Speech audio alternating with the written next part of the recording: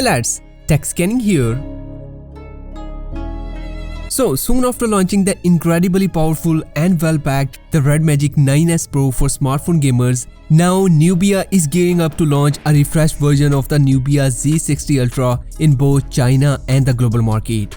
So one of the most notable point of the forthcoming Nubia Z60 Ultra that it will come with a leading version of the Snapdragon 8 Gen 3 instead of the regular version. In other words, it is an overclocked Snapdragon 8 Gen 3 chipset clocking at a higher 3.4 GHz instead of 3.3 GHz and a boosted 1 GHz GPU. Another noticeable aspect of the Nubia Z60 Ultra that unlike other top flagships in the market, it will offer a complete screen on the front free from any punch hole or notch. And that's because the front camera will be given below the display.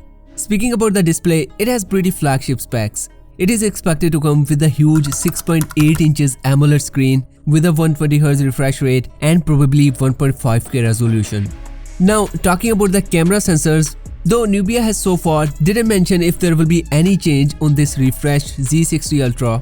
However, just for reference, the original Z60 Ultra launched with a triple camera setup, a 50 megapixel main, a 50 megapixel ultra wide and a 64 megapixel periscope telephoto with 3.3x optical zoom.